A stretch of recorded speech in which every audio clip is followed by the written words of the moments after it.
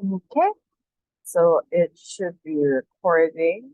Okay, so hi everyone. My name is Jill, and this is part four of the Judge Lecture series for Outspoken, which focuses on self improvement, training regimen, and beyond. Apologies for the late send regarding this. Life kind of happened, but you know, life goes on. Anyways, before we get onto this part, I do want to preface that these are things or the things that I'm going to talk about here regarding self improvement, different forms of training regimen. I've tried to exhaust all the different exercises that I could think of that is not just merely considering whether or not you are part of the debate society. Given that a lot of debate training, such as spars, such as rounds, usually help when you have more than one person, or usually help when you're a group of people that are practicing and training for debate. But I do understand that there are people who are debating who don't necessarily have access to these things. So the list of the activities and exercises that I provide, at least uh, at least we'll be providing some that won't require such spars or that won't necessarily require other people, which is why there are two types of training that I've placed here, which is solo training, something that you can do on your own, and then group training is if you're fortunate to have a debate society or perhaps like another group of friends that you're able to train debate with. So, but if there are any questions for any of these types of training regimens or forms of exercises, feel free to reach out to me or feel free to ask your fellow coaches in Outspoken or whoever else that you know that could probably give you advice regarding self improvement. Um, so anyways, let's get on to this. Firstly, persona training. So there's quite a lot under this list because again, I want to make sure that when people talk about self-improvement, especially as an adjudicator, it's not just merely the discussion of whether or not you can join spars. I think out of between being a debater and between being a judge, I think it's actually much easier to train by yourself when you are judging as opposed to a debater where you usually have to train with your teammate or with someone else in order for you to spar and hone your skills. In the case of having a judge, it's fortunate enough that you can do it by yourself to some degree. And it's by consuming different ad resources, things like tracking or listening to different OAs. Those are things that you can do individually. It's nice to have additional input from someone else if ever you're fortunate enough to have a coach or have a friend who's well experienced in debate and can also give you feedback on those things. Um, but yeah, anyways, getting up to solo training, particularly on the first one, which is tracking. Sorry, I keep going tangent. Let's talk about tracking exercises. So there are two types of tracking exercises. First is active tracking, and then the second is passive tracking. So firstly, for active tracking, this looks like judging or observing spars and rounds or watching videos of debates. And this is, as we talked about, asking between different exchanges why a speaker or team is winning over the other. So remember, we were talking about how to track as a judge in the previous part. Well, you can train your tracking skills in and of itself by participating in active tracking exercises. So usually what I do here was I would watch different debate videos available online on YouTube, especially if I wanted to train by myself. And then per speaker, I would usually, per speaker exchange rather, I would usually ask who exactly is winning and why exactly they're winning. If I'm able to rationalize or justify why exactly a speaker is winning over another in a speaker exchange, then I'm able to rationalize or at least have able to note at least um, how exactly I'm tracking the debate or why the way that I perceive the debate makes me lead to certain decisions between the different speaker exchanges, or at least how does it transform my perception of debate, ultimately affecting my decision, what so forth. I mentioned this in the previous part, but I might as well just recap it. So there are different ways that you can track. You can track with your notes. You can track without notes also. I think like forcing yourself to be able to track absent notes makes you more aware, or at least hones that skill of tracking, because you're forced to make sure that you understand the debate, forced to be able to remember what exactly went on in the debate and understand it to the degree that even if you don't have notes, you're able to remember these parts, you're able to rationalize and explain why exactly you think the decision goes as follows between the different speaker exchanges or team exchanges. I think you can also make the exercise fun by watching the same debate with someone and tracking it with them. This is, of course, if you're fortunate enough to have someone else that is part of the same, that is interested in the same debate or in the same niche as you, because I do think that debate is quite niche between individuals. And here, this is where you could actually bounce off ideas with whoever might be tracking with you. Like, you can share ideas on the different exchanges and speeches as the debate goes on and after the debate. Usually, like when I am an observer, or perhaps like I'm watching my teammates in a competition, usually me and my other teammates end up observing the round, and then we would just talk about the different speaker exchanges, essentially making the observing aspect rather of the competition also a means for us to exercise our tracking skills, both as debaters and judges. The second type of tracking exercise that you can opt into is passive tracking. So this can happen outside of debating or judging, and generally the practice of recall with the flow of conversations.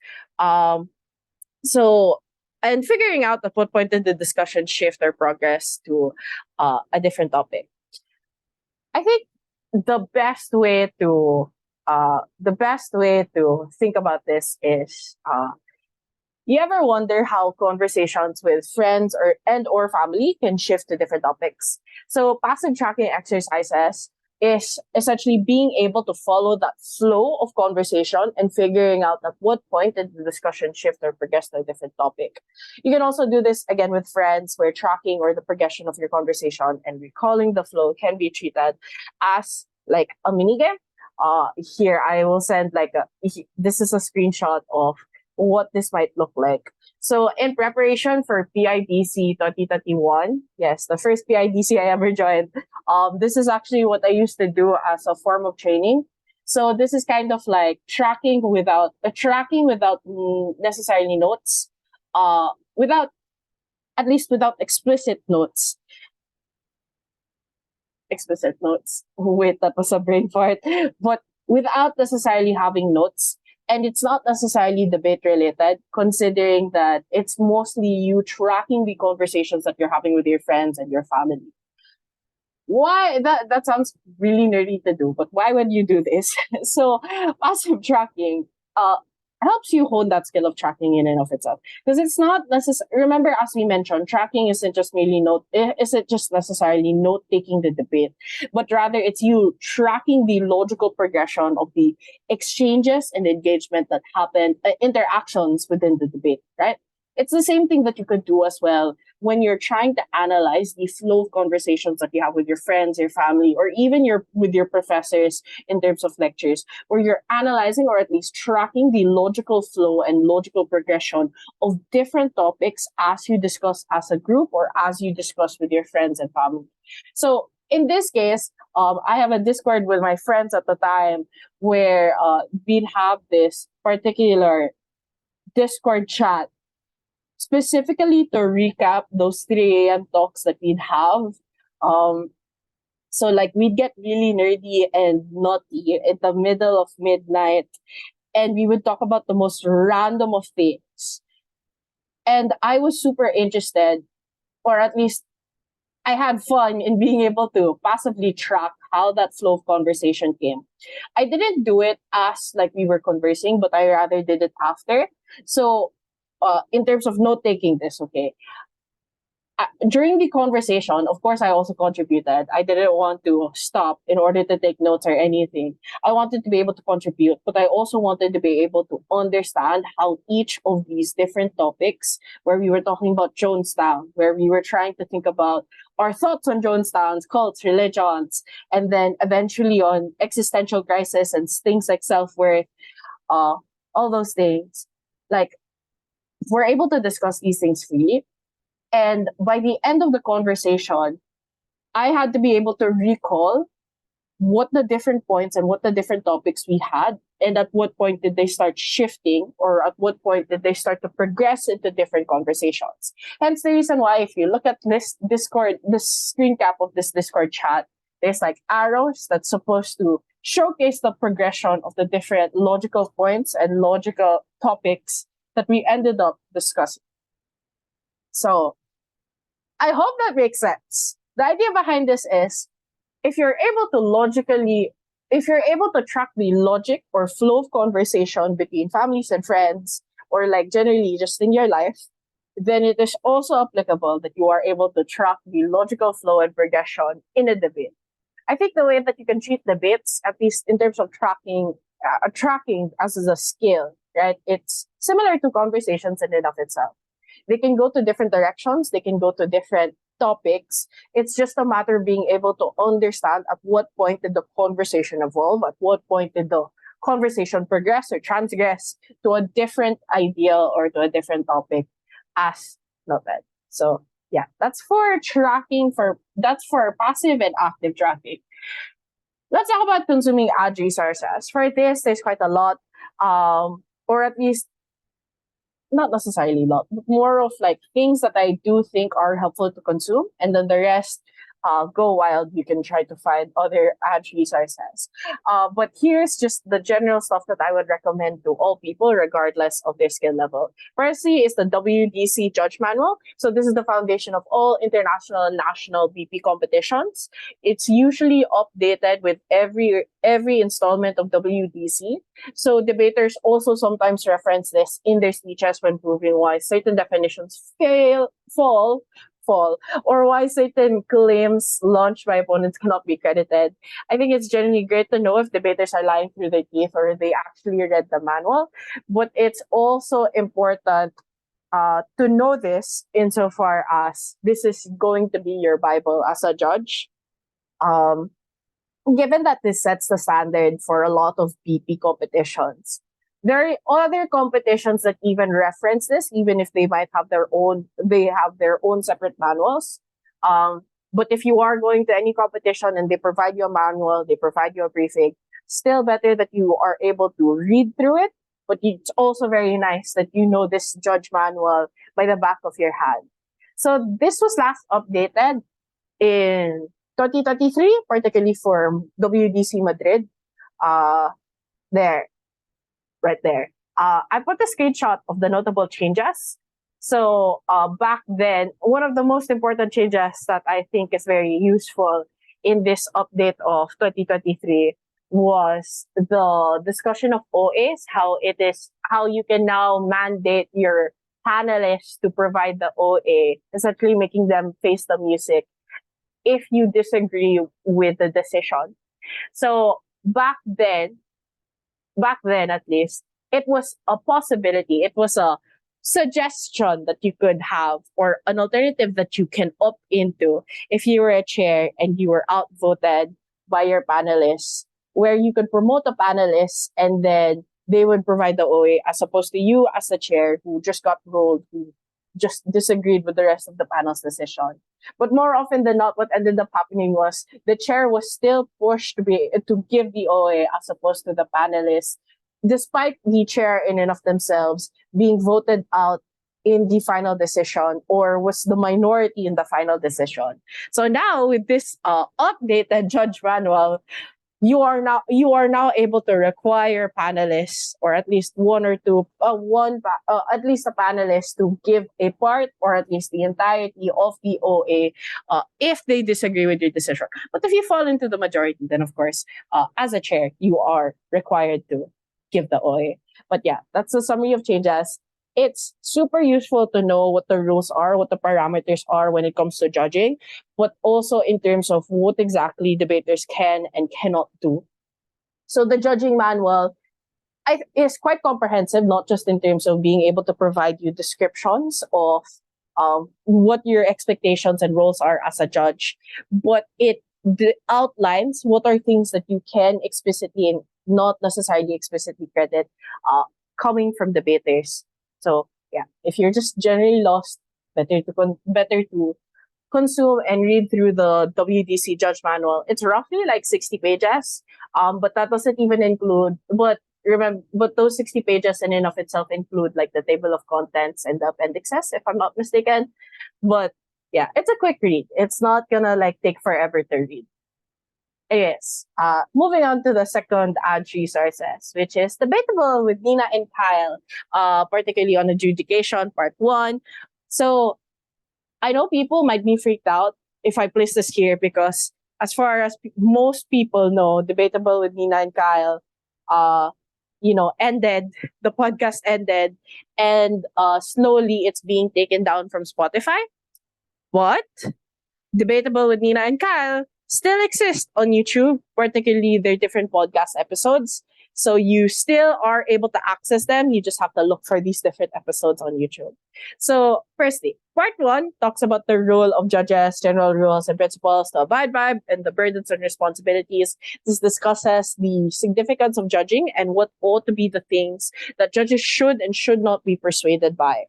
I think being able to listen to this ad resource helps you with understanding the context of judging and the general guidelines to follow.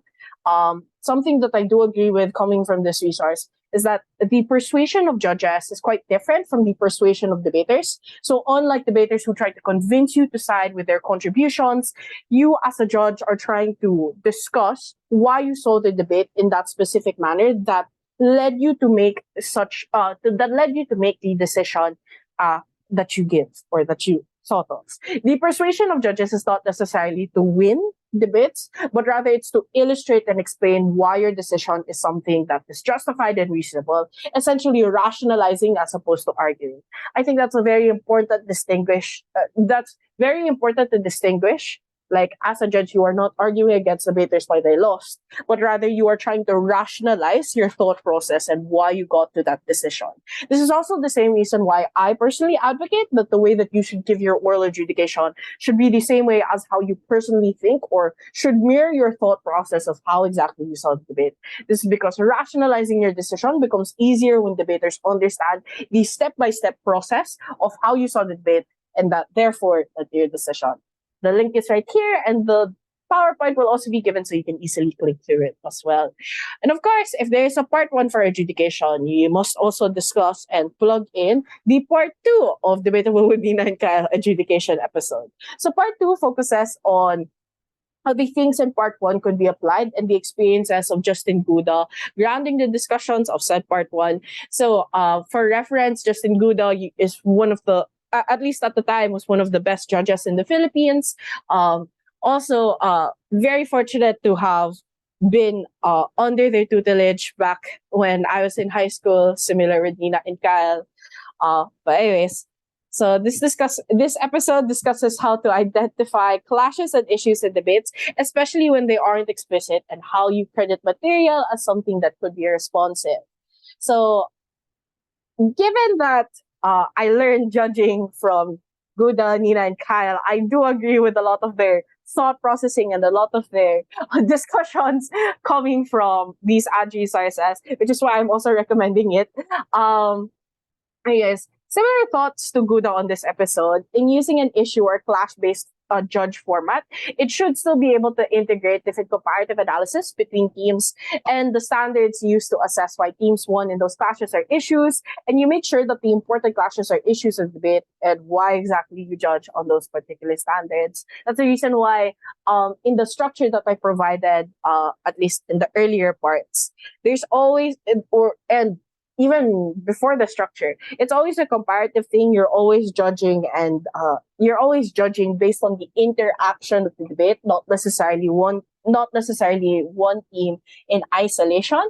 And I think Guda is able to discuss the importance of this as they discuss, how exactly you should be applying the different guidelines and principles as a judge. On the discussion of time management, so there's a segment in this episode where Guda discusses the discussion of time as a judge. I do want to posit that online debating is much more punitive to judges who overtime. So ideally, you have to manage your time as well. As you track the debate, you should already have your initial decisions, comments, discussions, that you can eventually integrate into your OA, or what you could bring up to the panel discussion in order to compress the amount of time that you consume in order to formulate a decision and like take up in panel deliberations. Because as much as possible, you want to be able to maximize your time for that 15 minutes deliberation time and being able to properly discuss why a decision is made as so with your other panelists. Or if you are solo chairing, then this is where you can focus more on formulating your OA and formulating and finalizing how exactly you're looking at the debate and therefore making the decision. The third yes, this is the third adjudication resource. Which is a lecture, a PDU lecture provided by Alloy. Alloy used to be, well, at least at this generation's point, Alloy is quite a dino. But I remember back in high school, I used to see Alloy super active whenever I would go to tournaments, and also gave a lot of lectures in the at least in the seminars and the debate events that I attended. So I'm also plugging Aloy's seminar, or at least lecture regarding adjudication, which is also available online on YouTube in the PDU or the Philippine Debate Union channel. So similar to the debatable episodes, Aloy touches on the role and the expectations of judges and their responsibilities when judging. What I do want to posit that Alloy does go in depth on the do's and don'ts of judging. So where they discuss the clear lines of what you should do and what you should not do, or what should be credited and should not be credited, used and what can be used in decision making, and how decisions should be made while the round is happening and not necessarily after. This is a comprehensive introduction to judging debates and the starting point to understanding things to credit and not credit. This reference or this resource is actually where I got the idea that the flow of verbalizing your thought process, or the flow of the adjudication, is three parts, particularly on argument, evaluation, and credit. When I watched this lecture, this actually taught me that judges shouldn't be parrots and thereby shouldn't be stuck with discussing the arguments launched by teams, and it should only be touched upon with a brief recap, where you want to dedicate most of the time in the evaluation and credit part of the process. I think this curbed a lot of, like, watching this seminar afterwards. I think it curbed a lot of my personal tendency at the time, at least, to recap quite long. Remember, it's not enough that you're able to recall what debaters say. You also have to explain to them why exactly what they said made them win the debate over their opponents. But the thing is, at the point in which you get so caught up with recapping what everyone says, you barely have time to be able to discuss how exactly you evaluated the debate, or how exactly you're weighing these different comparative cases coming from different teams. So this judge lecture coming from Alloy is quite comprehensive, but also kind of makes you cognizant of your tendencies to recap a lot. And it helps you understand, or at least curb those tendencies of recapping, and rather pushes you to, focus more on the evaluation part, particularly how you're evaluating the different arguments and explaining how you credit them. And I think that's just generally very important. I do want to post it for this ad resource, or for this ad reference. The YouTube video does not include the PowerPoint, like it's just Alloy's face being recorded. But Alloy did link the PowerPoint, so that's why there are two links: the video of Alloy explaining, and then the link to the actual PowerPoint. So those are for general Adj skills. So the debatable episodes, the WDC Judge Manual, and the lecture coming from Alloy. Those are like the general Adj resources. So this time I'm going to give resources regarding specific skills. The first one would be DMG's Austral's lecture on an effective oral adjudication. So this was released in part of the lecture training series coming from Nepal Australs 2021.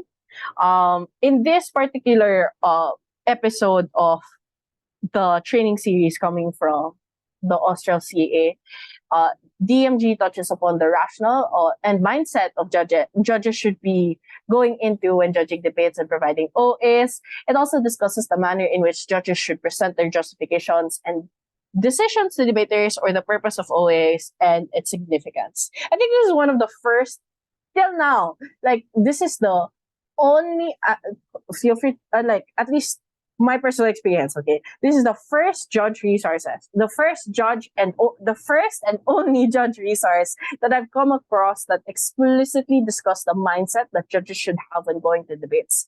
Personally, I think like the concept of mindset calibration is especially important when judging rounds, given that your mental state can really affect the way that you decide and view debates and the manner in which you present your OA, control the room, and how you end up treating debaters. So I think it's quite refreshing that at least for this resource, it doesn't necessarily touch upon the technical skill of judging in and of itself, but more of how you should be approaching judging when it comes to your mindset, when it comes to how you perceive the importance of judging and providing those OAs in the first place. So, like, DMG's entire mindset is like quite happy in the video where he actually discusses how he enjoys judging and how you should be enjoying judging too. Otherwise, if you don't make it a fun experience, you might not like judging. You might not end up like doing the thing that you love, or at least it's not just going to be a very good time, which could therefore affect your mentality as you progress later on in different rounds as a judge. And I do agree. I think there needs to be a more positive mindset when you come into a round, just being able to not only be confident in yourself, but just genuinely enjoying and vibing with the debate in order for you to be more engaged with everything that goes on. Because if it's a debate, if you're going into debate or if you're going into the round where you're not enjoying, where you're just like trying to think of a better way to say it without saying expletives, where you feel like you're about to poop your pants because of nervousness or something, right? That's just not going to be a very good time. So as much as possible, it's always great to try to get into a routine to help set your mindset and how you approach judging or how you approach different debates, especially when you're going the rounds or especially when you're going into different tournaments. So super helpful regarding the discussion of mindset calibration. It's just mind blowing to me that there's an Adj resource that actually talks about mindsets. So super helpful. It's really about being able to fix that mental state that you might go into debates.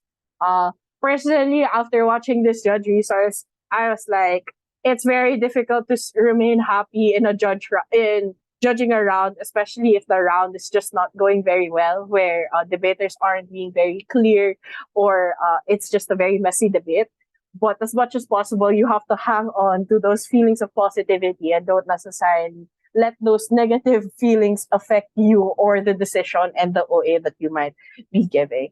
I think after I watched this video, that's where I started to develop my routine. So the timeline of things was PIDC 3031, and then after PIDC, we had UADC. After UADC, it was Australs, if I'm not mistaken, at least in the year of 2031. I remember that I already had a routine in PIDC and UADC, but like that routine in UADC and PIDC, I wouldn't recommend to anyone. Particularly because it was kind of nutty and very negative in nature. I may or may not expound on what that might look like. But after I was able to listen to this Adj resource, I started to change up my routine to calibrate my mindset in terms of just listening to music, making coffee in the morning or making coffee before the debate round starts, and then chewing my gum. Like, you just have to vibe. You have to get into the mindset.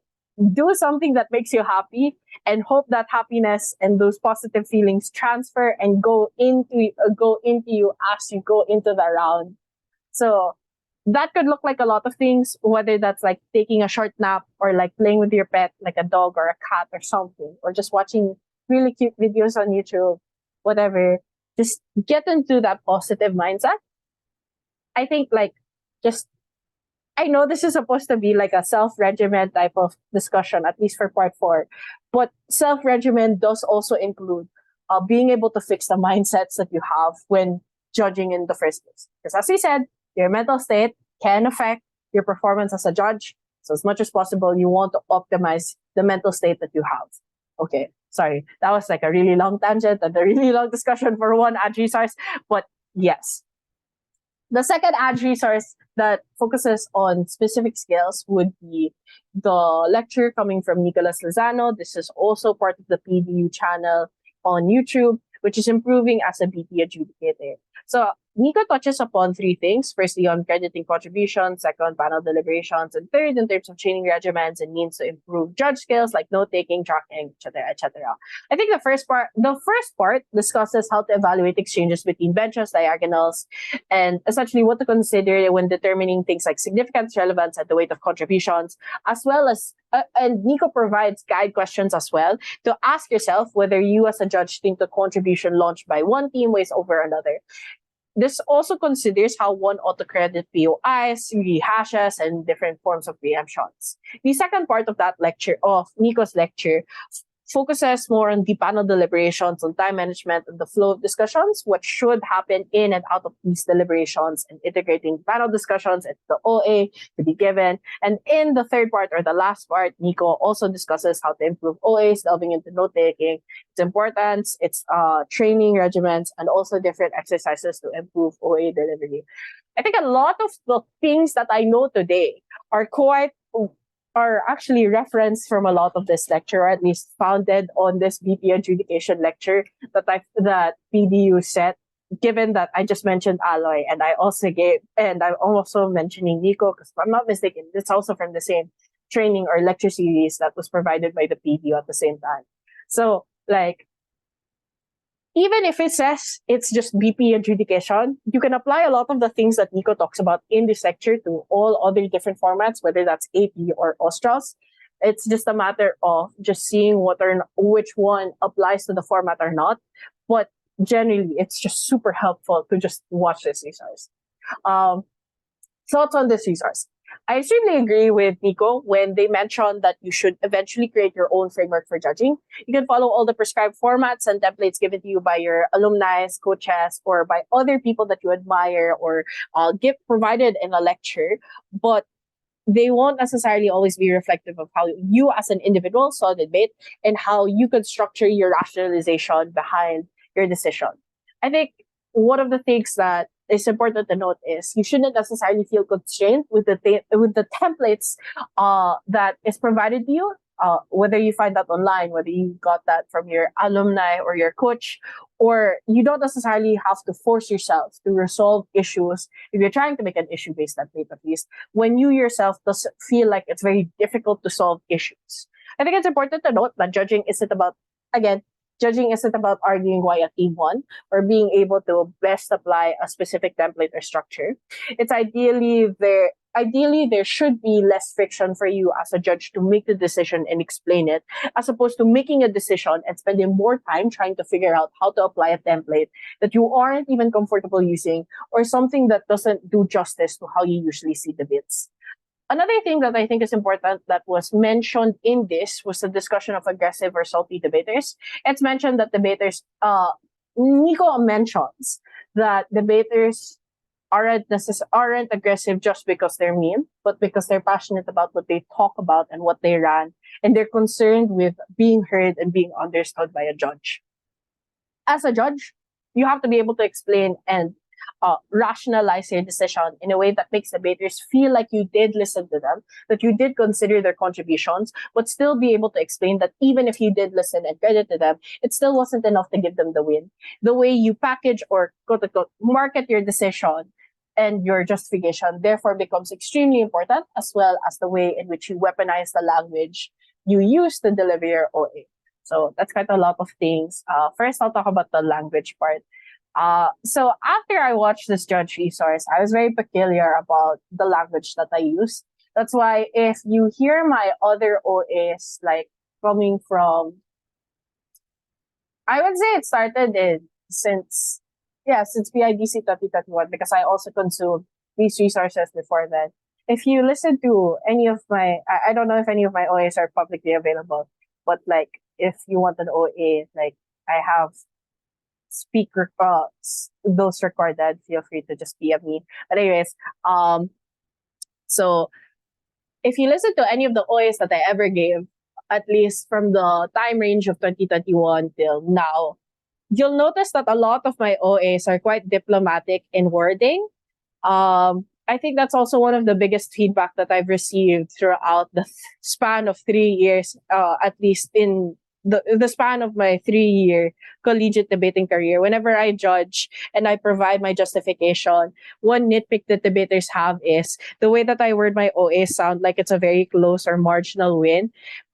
When in truth, if you look at the speaks, it doesn't seem very marginal. The reason why that's probably like why that's a constant feedback for me is because the way that I word my OA is so diplomatic, where it feels like either team could win, given that I was able to credit credit parts of the losing team. While my people might criticize me for that, given that I've received it as a feedback, it's not necessarily a bad thing to be diplomatic in language, given that it's when you're judging competitively, at least you're the one that's in danger if the losing team does not like your OA or does not feel like that you listen to them enough.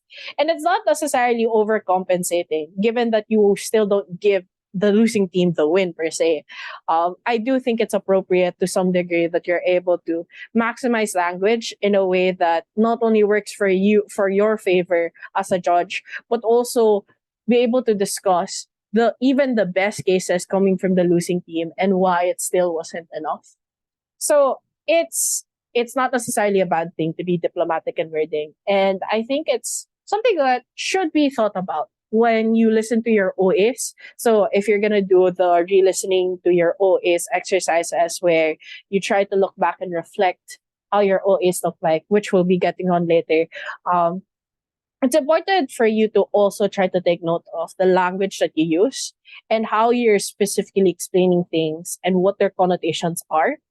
Because the moment that you become more cognizant of your language and the connotations the connotations implications of the way that you word things, that's where you start to understand why debaters might misinterpret your OA or might trigger them to be more aggressive or to be possibly have a negative reaction to your OA when you give it, right? Or after your OA. So it's really just being able to balance out how you want the word or how exactly language is going to come out in a way that not only reflects your decision and your thought process, but also in terms of appeasing and making sure that debaters understand that you understood them, right? So that might look like using the same language as them. That might look like discussing that, yeah, they were by saying that, yeah, they were right when they were discussing this, but why was that still not sufficient, right? So it's being able to balance out, or at least being able to balance out your interest as a judge in terms of being able to discuss your thought process, but at the same time balance out the debater's interest in discussing that yes, you heard them, that yes, there were some parts that you did credit over the other team, but why is that still not enough for them to win the rest of the debate? So yeah, that's for that. The second thing that I think is also important to note is the making your own framework. So this was also something that I struggled with in preparation for majors when before I started getting like my judge achievements in the collegiate circuit or in the collegiate circuit or in the collegiate level. So to preface this, I did judge back in high school, particularly since 2019. My first judge gig was AIV 2019 or Ateneo InterVarsity 2019. And even if I did break as a judge, that was just not a very good time but for me, wherein it was to the point where at one point during break rounds, if not break rounds, I think it was like one of the last few prelim rounds, I actually broke down in a corner and cried about not necessarily the oral adjudication because I wasn't the one that gave the oral adjudication. It was a panelist. I cried down and break down because I don't know. It was just I just felt like I just felt incompetent at the time, like really incompetent to the point that I broke down at the middle of a tournament, which was not very slick. I think the reason why I had that breakdown, given the incompetence, despite the fact that I already broke, or at least that I ended up breaking in the tournament, was because it didn't necessarily feel like I achieved a lot, or it didn't necessarily feel like the OAs that I gave and the performance that I had throughout the tournament was enough, or at least it wasn't reflective of the performance that I wanted in my ideal head. And yeah, I know that's a contributor of imposter syndrome. Not gonna lie, I do have it also. Like I have it bad.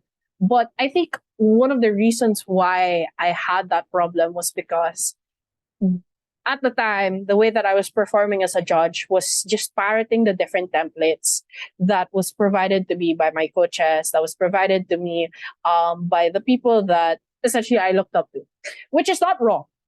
Okay.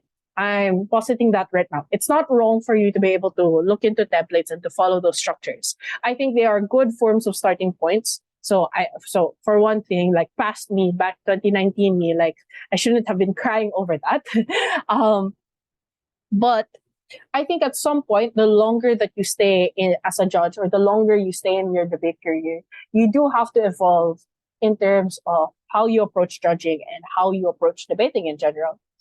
Not like, again, not everyone thinks the same way. Not everyone is going to perform the same way, despite using the same structures, despite using the same templates, because there's always a difference with how you word things. There's always a difference with how you think of things. Thereby, the way that you rationalize your thought process is always going to be different. So at the point in which you feel comfortable enough, I suggest that you explore different forms of structures where you tweak it yourself. I personally did that too, and it was a long while for me to finally find a structure that I was comfortable with. I remember I used to like write notes. So I would write my debate notes and then I would write my judge notes. So debate notes, I would compare my notes as a speaker, as a debater speaker, versus my notes as a judge, and then see how exactly I'm tracking debate quite differently. And then at that point, I started to realize the way that I track debates as a judge seems fundamentally different from how I actually track as a debater. And that's a no-go, given that the way that I track as a debater is more, how do I say, is more nuanced to at least my personal thought process at the time compared to how I tracked as a judge back in 2019 or back in 2020. So in the process of fixing that type of thought process and that type of tracking, I was able to develop my own framework in perceiving debates, which is what I'm already discussing to you guys right now, right? So at some point, the things that I'm teaching you right now, or the things that you're able to consume through these different ad resources, at some point you're going to have to evolve, and you're going to have to adapt all the things that you might have learned into your own little framework or to another way in perceiving the bits. So yeah, the idea behind it is at some point, it's not enough that you get to follow all the templates and recommendations or structures that different people recommend to you or different people discuss to you in different lectures.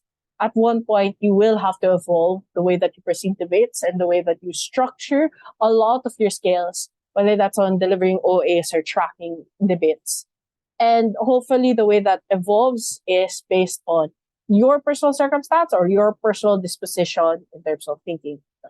So yeah, that's fine. Just I hope that is understood. Again, if there are any questions, feel free to send me a PM, or you can do so through Outspoken people, and Outspoken people will reach out to me. Either apply. Okay. The third, fourth, fifth ad resource is Weighing Arguments by Emily Partridge. I'm so sorry if I'm butchering their name. So this is also part of the Nepal Australs training regimen. Training resources. It's part of the YouTube playlist, or part of the Nepal Australs YouTube. Anyways, This touches upon the factors judges ought to consider when weighing arguments in a debate. This is the means to assess these factors and contributions, lastly translating those assessments and considerations in determining the impact of your arguments to your decision to debate. I think this is the resource that made me realize that the different degrees of quality of debates and how they affect decisions, particularly on the likelihood of certain standards being used and instances where stepping in or stepping in the debate may come up. So Emily does discuss that the worse off a debate is, the more that a judge may have to step in the debate in order to resolve a lot of the issues that may have been left unresolved by debaters. I think it's super helpful, like just being able to understand that framework. I was like, oh my gosh, you are so right.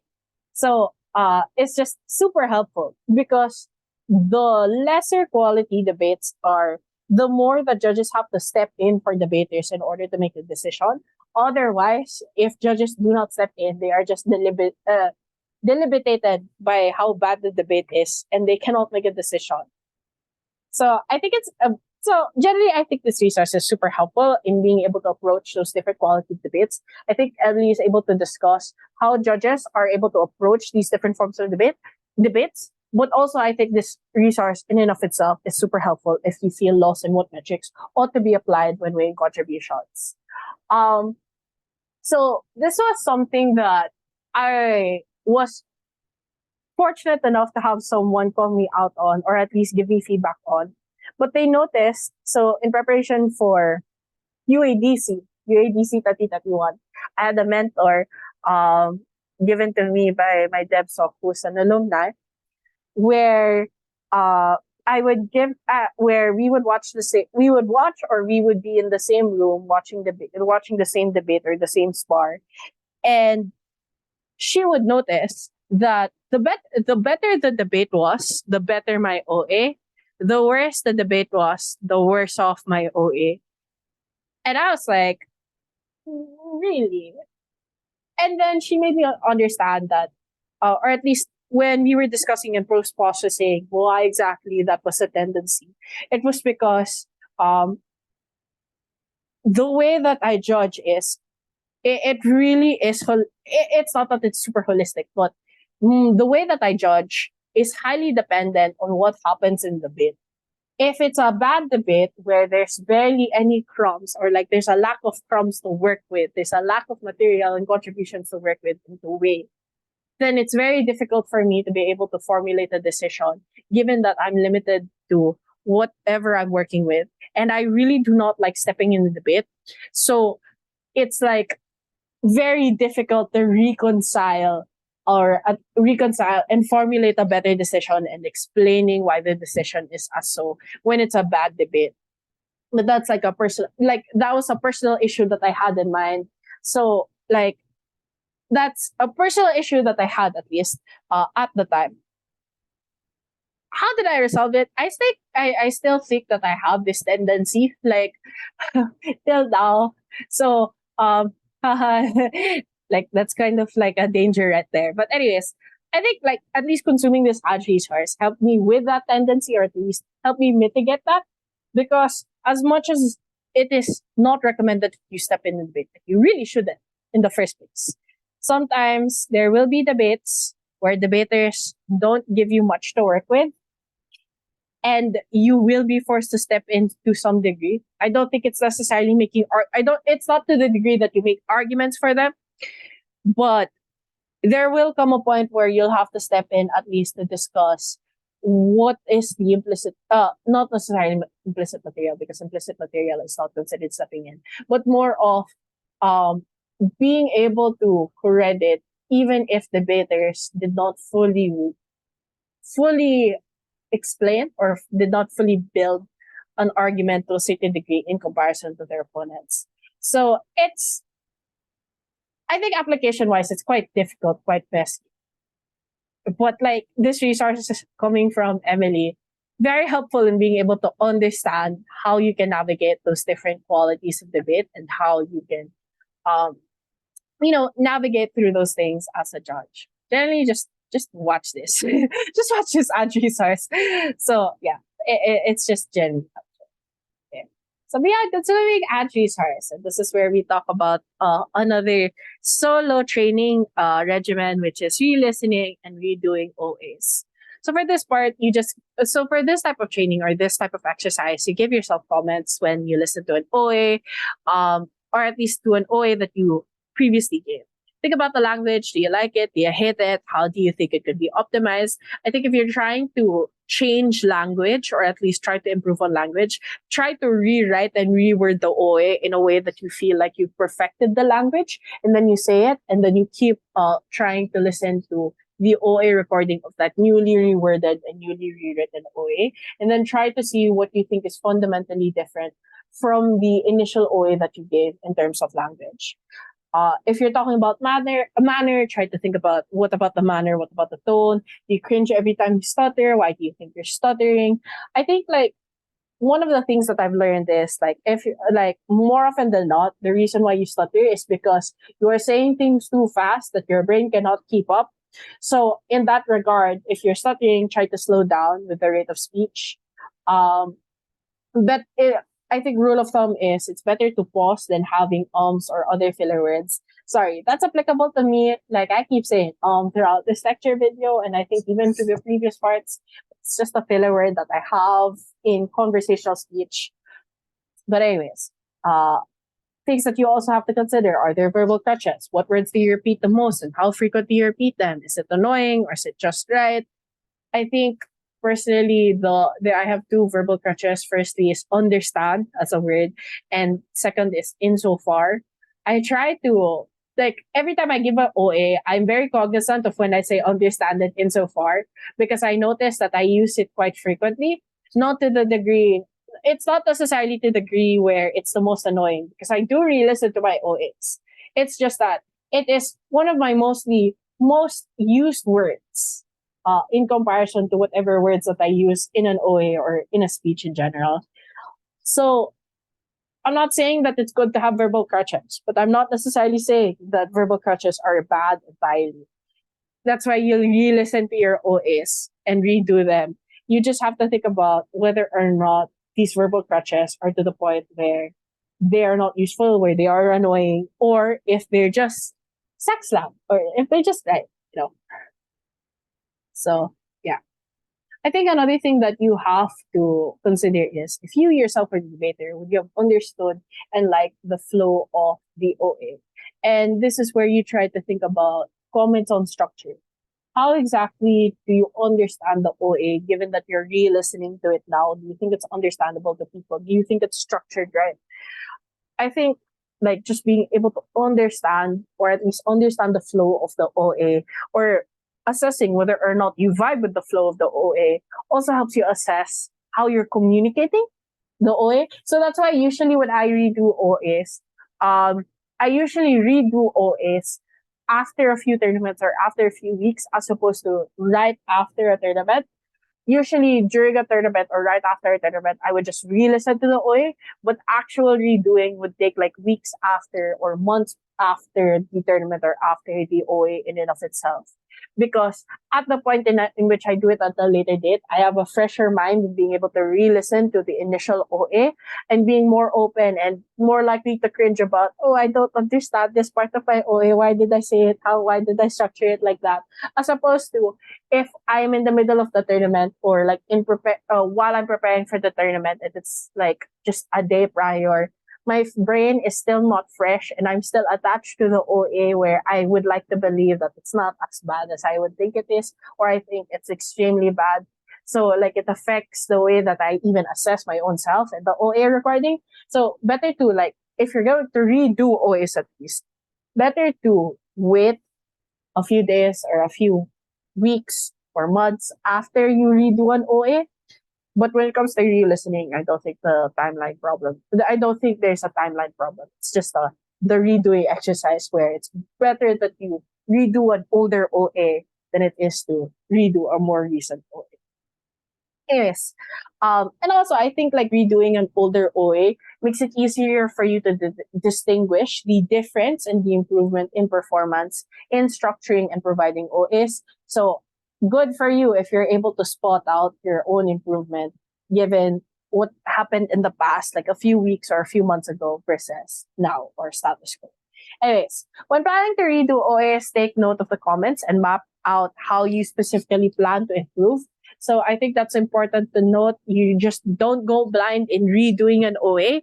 You have to be intentional with what exactly you're doing to change up the speech. And this helps you better understand what works and doesn't work. When you're intentional with what you're doing to improve, you also become intentional with what specifically needs to be modified. Sometimes the modifications you make don't necessarily work out, and that's completely fine. It's just, that just means that there's another strategy to employ when improving a particular part of the OA and its delivery. So that's also one of the important things when you're being intentional, because you understand what specifically you did to modify things. And if you think that that at one point it made it worse, then you know what to tweak, you know what to pull out, or you know what to fine tune when it comes to modifying or when it comes to improving the different skills or remaking your OA.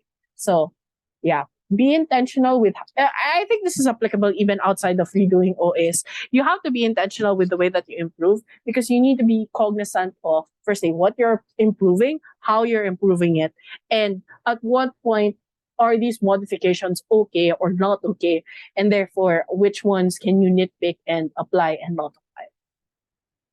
Anyways, another thing, I'm not sure if this is the last part, I've lost count. But this is still part of the solo training part, which is debate theory crafting. I think at this point, sorry, debate theory crafting. This sounds so nerdy, but essentially, at this for this, it's really just asking yourself, why do you think debates or debaters are so good? So you watch different debate videos and pick a speaker or speech or team that you really like in the debate or in the round.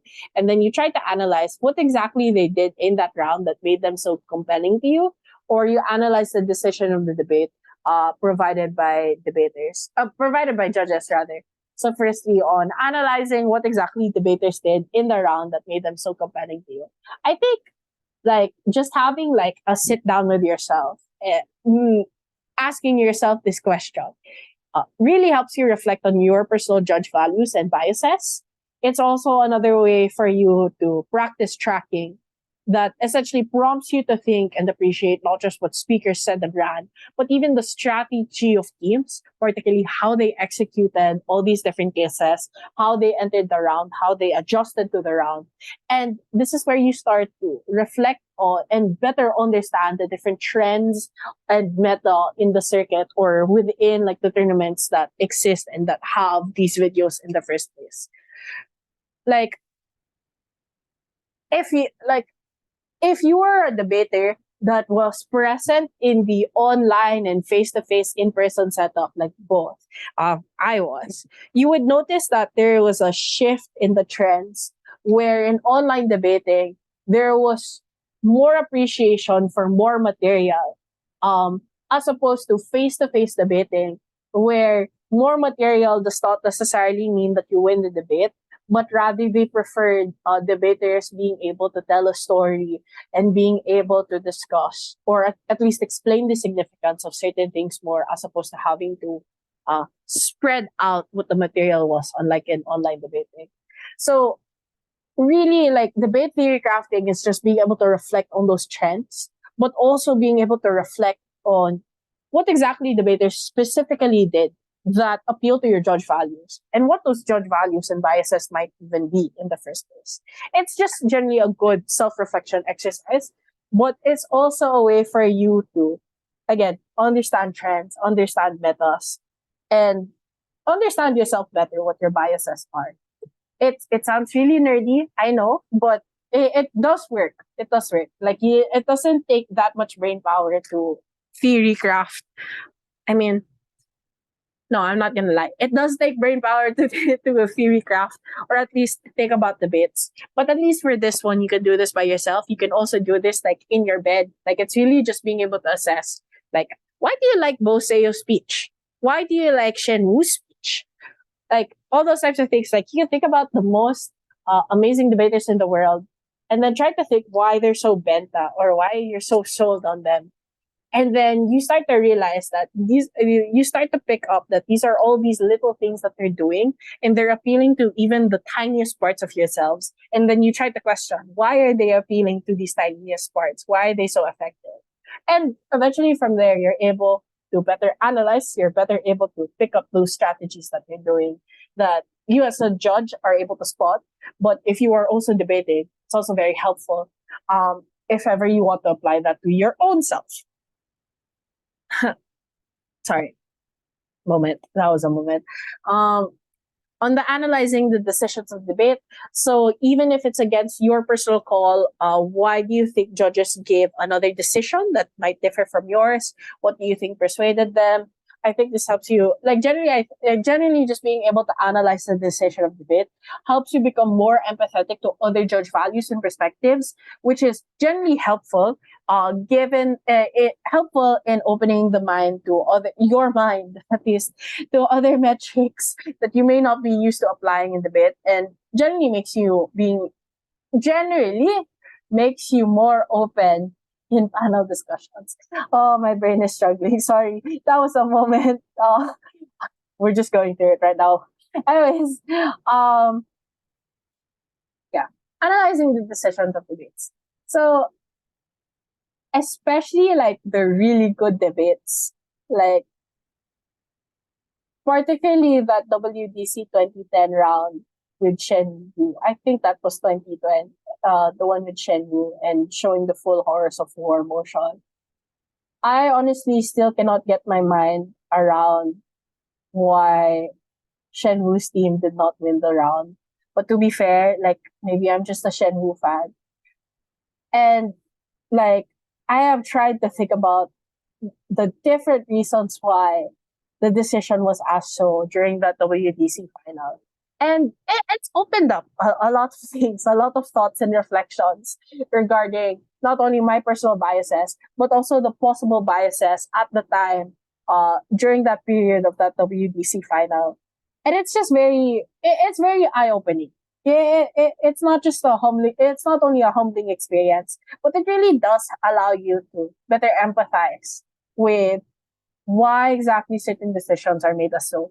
And I think especially if you're adjudicating in formats that require panel deliberations, that empathy is quite important because especially in international tournaments, not everyone has the same judge values as you. But considering that in international tournaments, every circuit or every judge that comes from a different circuit has different trends that they're applying as they go through different forms of adjudication or different rounds in that international debate. Here locally, a lot of our judge trends or a lot of the judge trends and values are quite similar, or at least are relatively similar, given that we have the access to the same resources and to the same people that we generally debate with.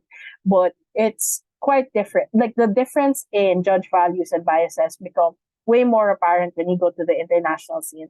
So just the idea behind it is that empathy that you eventually are able to develop as you try to analyze the different decisions of other people in specific rounds helps you better understand, or at least helps you be more open in panel deliberations. But secondly, it makes it easier for you to streamline deliberations insofar as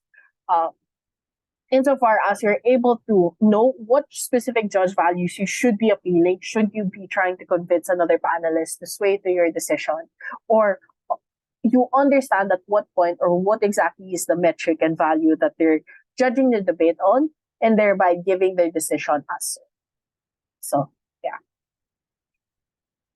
I think, this is the last part of solo training, which is mindset calibration. So this is essentially the development of mindset and personality that allows you to get into the zone. I mentioned this earlier with particularly on the DMG lecture. Ad resource that I recommended for people to watch. Essentially, it's just asking yourself, what's something that will help you focus on debate, on tracking, and on judging? Is it listening to a specific music or playlist? Is it eating before a debate? Is it drinking a particular drink, whether that's coffee, Pocari Sweat, Coke, whatever? Like, you just have to calibrate your mindset. Get into the zone. Get into the personal vibes, the debate. whether that's playing a high playlist or a really sad playlist or like a really happy playlist, you do you. I know music personally helps me. Like I have made, I, uh, like it's so weird, but like I have a lot of debate playlists, um, which I use for different tournaments. Like I have a specific playlist for majors, and then I have a specific playlist when it comes to preparing for majors as a debater, and then separately as a judge. And then I just have a playlist that I play when I'm judging in the middle of the tournament. So like I play it in the what got this in between rounds. Like music just helps personally for me. But I know like the way that people calibrate their mindset could be different. They might want to decompress and try to talk to other people, or they might want to play a quick game of something and then like go back into the round or go into the round after prep time. So like really, you do you here. This is a very personal type of thing. The idea behind that is as long as it gets you in the zone, as long as it gets you the vibes, the debate, and the judge, you're good. So anyways, group training. And for this one, this is really just like two parts, which is sparse, debate rounds, and then case builds and or deep dives. Firstly, in terms of sparse and debate rounds, I think this is quite this is quite self-explanatory. When you are in a spar or in a debate round, you are literally applying the skills that you've learned um in your own time or in your individual training regimens. So in these things, ideally, you should try to experiment, right? You try new things, different forms of justification, structures, note taking, experiments with language or experiments with what you've learned from resources. And again, the application of those different learnings. I think the second thing that's also useful about having spars and debate rounds is that you're able to get feedback from debaters. For this point, you try to ask what they like, what they don't like, what you did, and whether they got it or how did they perceive it. So like it's good to have like an external perspective in terms of your growth, because there's only so much that you can criticize with yourself. Better to be able to get feedback from others, but also this is a means for you to apply the feedback that you get and eventually make steps towards improving yourself and your judging skills and your OA. For case builds and deep dives, so case builds are helpful in being able to explore the parameters of debating. So this happens in the sense that you get into the perspective of why debaters might end up running definitions, models, or arguments in a very particular way. I think case builds in and of themselves allow you to better appreciate the execution of different cases from debaters, particularly how from the thought to application manifests. So essentially, it situates us, as a judge at least, it situates yourself in the place of debater.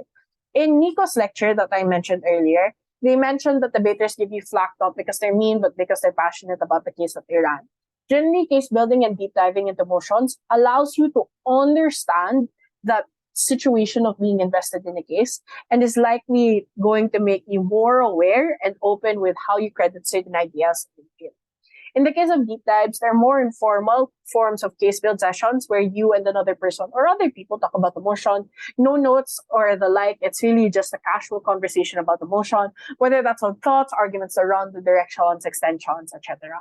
So for deep dives, treat it like a 3 a.m. talk with friends. It's a mix of fun, silly, goofy ideas with hinges of seriousness when it comes to debating. But essentially just try the idea of a deep dive is just expand, stretch your vein, even if it's the most nuttiest case ever. And it helps with creativity, but it also helps with just really being able to explore and try to see how motions might play out. When at least at the point in which you start Adj scoring for tournaments, you do have to do a lot of motion testing, and motion testing usually happens like you can do it as a group activity with your fellow adjcores, but which you usually should be doing. But you also have to test motions yourselves. I think being able to practice the skill of things like case building and deep diving helps you with that possibility of motion testing, where you're playing the debate in your head and seeing what else the other teams would run and how it would play out, and see whether or not how it plays out is quite limited for one particular team or if you think it's generally balanced. So yeah, treat it, just stretch your brain kind of vibes. Exercise it. Don't just Uh, I think I think when you get so used to judging, I think at some point you get so used to just being like an observer to a debate and then formulating a decision as the debate goes on. But like, case building, deep diving makes you more proactive in seeing how debates might run. And also, if you are debating yourself, this also helps out with your forecasting skills or at least being able to develop cases faster. Okay, given all those different exercises, how do you know when you've actually improved? And this is where we talk about the assessment part of improvement. Firstly, let's talk about tournaments. So when you attend as a participant or apply to be an independent or invited adjudicator and you get accepted, I think that is a testament in and of itself that people understand that you've already have an extensive CV or at least they trust you enough to judge.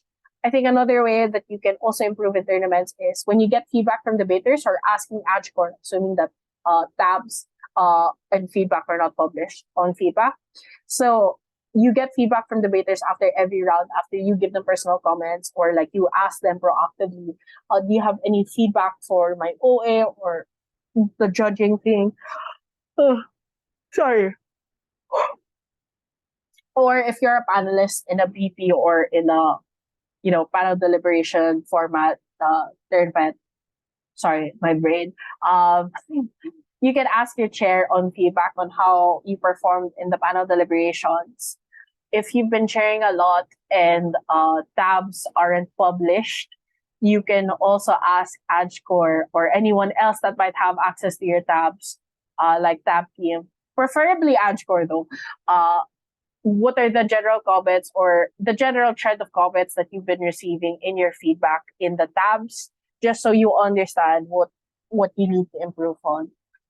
And I think like that's super important. Like if you are a debater, it's super important that you provide feedback for your judges, constructive feedback.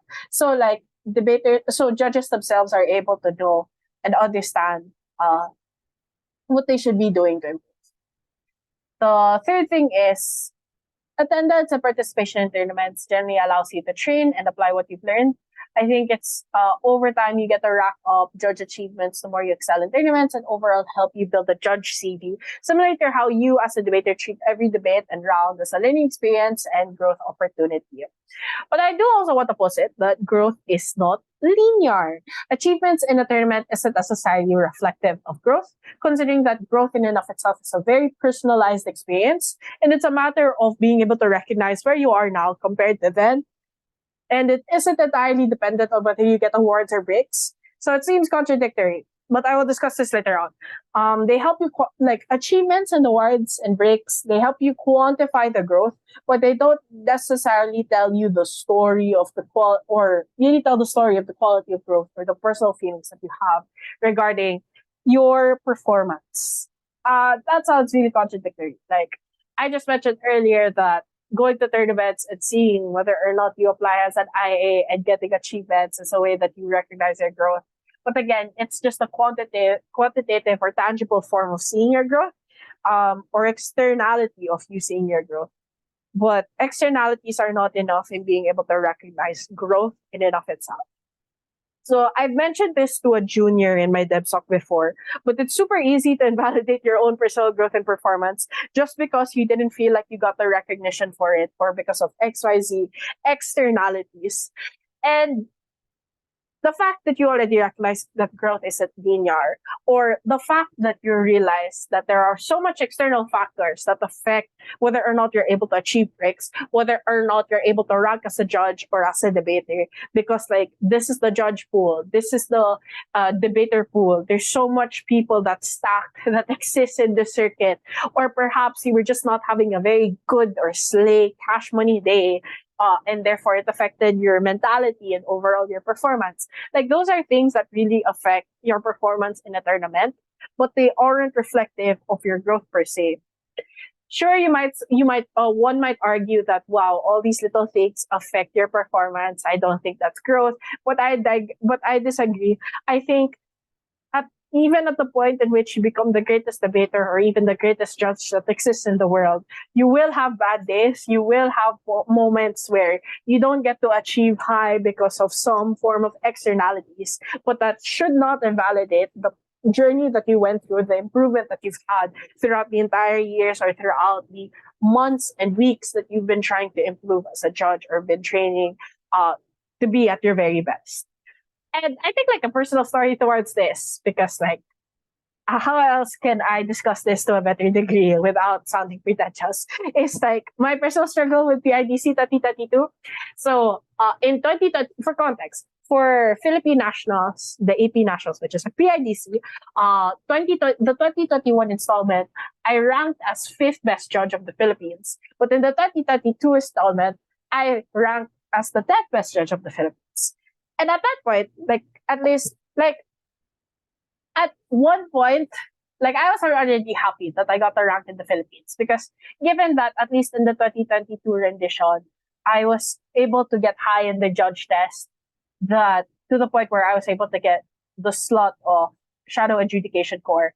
Plus, I was an IA at the time in comparison to 2021, where I was not an IA and I was like just screaming, crying, throwing up, right?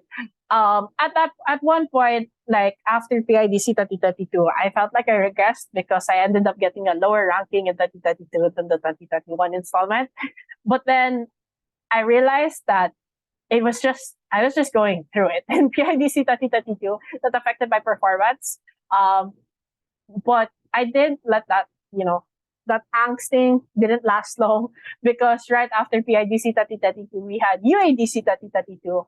And I ranked in UADC 2032, which is essentially the Asian Championship, the Asian Championship for AP in Asia. And at that point, I kind of realized that regression and progression of growth was super arbitrary and not necessarily reflected on achievements. Because if in the past UADC, I did not get the rank, but in this year's UADC, I got the rank. I think like one, you can say that externalities affected it, but two, I think you could also say that growth is just weird. It's not linear. It's not always going to be reflected on your achievements. Sometimes growth is a thing that you have to personally recognize. And achievements really help quantify, help you realize your growth earlier, but they don't necessarily define the whole experience of growth and the journey to get where you are now. So the tidbit, the TLDR moral of this story is, don't bank your growth on achievements and awards alone. Always try to recognize that journey of improvement. That's why I also mentioned when you're redoing OAs, it's better to redo an older OA than it is to redo a more recent OA, because it's more tangible, it's more apparent for you to see how exactly you're improving and what was your starting point, and how from then it's easier to see how much you improved to now. Okay. Anyways, yeah, that was a moment. Another thing to discuss is self-reflection and realistic to OAs. So beyond redoing and giving yourself criticism for all the OAs that you gave and giving comments for your own personal OAs, I think another thing that should be important to note is you also have to understand, or at least try to pick out, what you think you did right and what you think you did well, and enjoy that you did this right, that you enjoy that you did this well. Because, like, you gotta give yourself a pat at the back sometimes, like, as much as you want to grow and as much as you want to comment on and criticize yourself as a means to improve, sometimes being your worst critic is not the very cash money way to go. And being able to enjoy what you did right, enjoy what your improvements are and what you're doing right and what you're doing good, allows you to better understand or appreciate yourself and your skills in debating and judging. And I think that's a super important skill, given that a lot of debaters that I know, including myself included, suffer from imposter syndrome, where we feel like we aren't enough, or at least we feel like an imposter in our own skin or in the way that we are now. I think at the point in which you're able to enjoy your improvements and what you are doing right, is the moment that you start to recognize not just your personal growth, but it's also being able to recognize that like you are enjoying what you're doing. Like you're not just doing this because you want to get better, but because you enjoy that you are getting better, that you are improving, that that you still enjoy the sport. Because I'm pretty sure people do not want to stay in a sport where they feel like they're lost, where they feel like they're constantly plateauing, or they feel like they have to constantly improve and are never sure that they are enough for the world or for whatever tournament and the like. So pat yourself at the back. Like, don't just stick to just criticizing and commenting on yourself. Like, make sure that you celebrate even in the smaller wins of whether or not you fix your language, whether or not you fix your manner, or lessen the amount of times that you stutter. The second thing that you consider is improve on what you think could be improved on. So, we mentioned earlier on commenting and reflecting on your OAs. Try to think about what could be improved on, and then actually think of steps on how to improve it, and then do those steps to improve on it. Another thing that you also have to consider is pat yourself in the back that you got to deliver an OA despite the odds and externalities at play. That's what I did most of the time for BIDC 2022. Like I was just going through it that time, and I had to be my own personal hype man. Like sometimes you will just have to be your own personal hype man. Better to get used to that, because even if the odds and externalities are against you, at least you have yourself to rely on. Right? Lastly is on compiling feedback for yourself and from other people. Compare whether the feedback you give yourself and from other people lines up. If it doesn't, that may be an indicator that you are prioritizing the wrong things in your training or in your regimen, or it's just a thing that you may or may not have spotted or at least been aware of as you were training and the like. So, yeah. And that's generally it. That's the outspoken lecture for education. Thank you for listening. Again, apologies for the late send of part 4. But I really do hope that this lecture series can help you with judging. I'm very passionate about judging, especially here in the Philippine circuit. And if you have any questions, whether that's as a judge or as a debater, feel free to hit me up or hit up the outspoken people so they can hit me up for you if you're too afraid of questions, which I don't think should be an issue, because why are you afraid of me? But anyways, I really hope that again this helps you to some degree. Whether that's in formulating your own ways or own framework in approaching debates or judging debates, or perhaps it helps you in being able to grow as a debater. I just really hope that this helps. So, yeah, that's it for the lecture. Thanks. Oh.